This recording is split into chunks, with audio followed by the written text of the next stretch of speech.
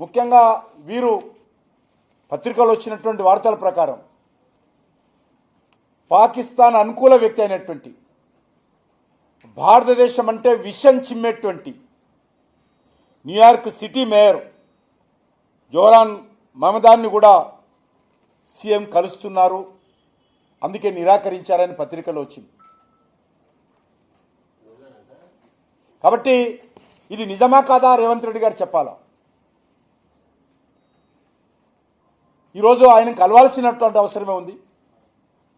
ఆయన భారతదేశం అంటే అక్కడ ఉన్నటువంటి భారతీయుల మీద కూడా మనము న్యూయార్క్లో జరిగేటువంటి అనేక ఉత్సవాల మీద ఆయన నిబంధనలు పెట్టాడు. దీపావళి పండుగ సందర్భంగా కానీ ఇతరత్ర కానీ అనేక రకాలుగా పాకిస్తాన్కి సంబంధించినటువంటి అనుకూల వాతావరణము న్యూయార్క్లో క్రియేట్ చేయడం కోసం ప్రయత్నం చేస్తూ ఉన్నాడు. భారతదేశం అన్నా విషయం చెబుతా ఉన్నాడు. భారత ప్రధానిని టెర్రరిస్ట్తో పోల్చినటువంటి మరి మూర్ఖుడు అతను. కాబట్టి అలాంటి వ్యక్తిని మరి రేవంత్ రెడ్డి గారు కలవాలనుకున్నారా? ఎందుకు కలవాలనుకున్నారో ఈరోజు రేవంత్ రెడ్డి చెప్పాల్సినటువంటి అవసరం ఉందనే విషయాన్ని నేను ఈ సందర్భంగా మనవి చేస్తున్నాను. అంతెందుకు, నేను ఒకటే మనవి చేస్తా ఉన్నాను రేవంత్ రెడ్డి గారిని. అక్కడ ఏదో విదేశీ యూనివర్సిటీస్ వస్తుంటే నేను అడ్డుకున్నారు. అడ్డుకోవాల్సినటువంటి అవసరం లేదు. ఒకటే, కొత్త యూనివర్సిటీ తీసుకొచ్చే ముందు మీరు మరి ఫీజు రియంబర్స్మెంట్ మీద 15,000 కోట్ల రూపాయలు ఇవ్వాలి. దాన్ని దృష్టి పెట్టండి. ముందు మీరు కొత్త యూనివర్సిటీని కూడా తీసుకురావండి, సంతోషం, స్వాగతం పలుకుతాం, ఎవరు అడ్డుకోలేదు.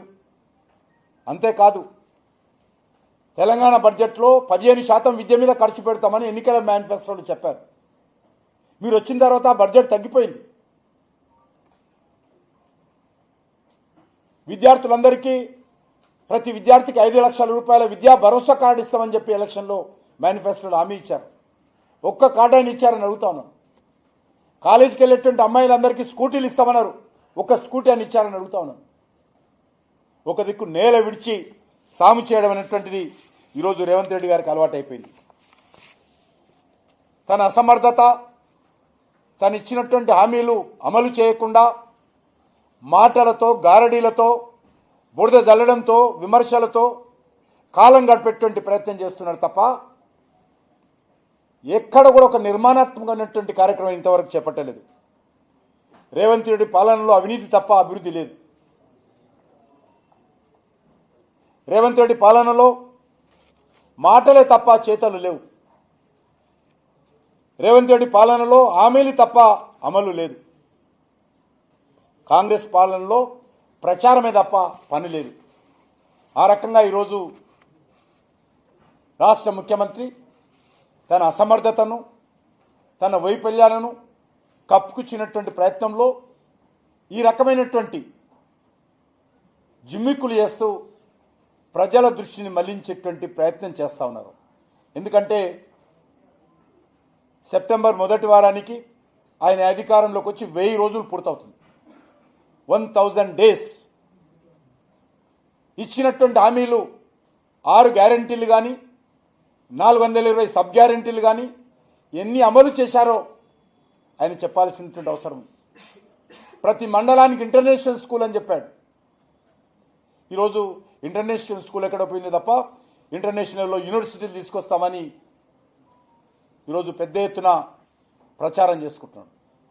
ఆయన వెళ్లకుండా కూడా తేవచ్చు, వెళ్ళి కూడా తీసుకురావచ్చు, ఢిల్లీకి వచ్చి విదేశాంగ మంత్రిని కలవచ్చు, అధికారులను పంపించవచ్చు, మాట్లాడవచ్చు, అనుమతులు పొందవచ్చు. ఇది పెద్ద సమస్య కాదు.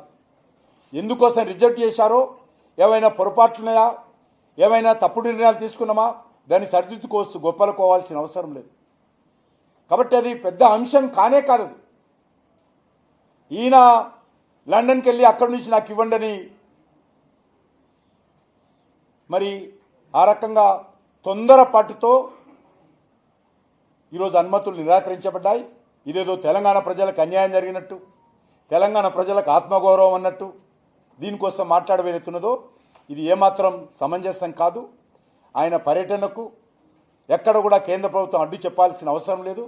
కాబట్టి ఎందుకు అడ్డు చెప్పిందో అది రేవంత్ రెడ్డి గారు, ఎక్స్టర్నల్ అఫైర్స్ మినిస్టర్ మాట్లాడుకొని ఆ సమస్య పరిష్కారం చేసుకుంటే బాగుంటుందని నా సూచన.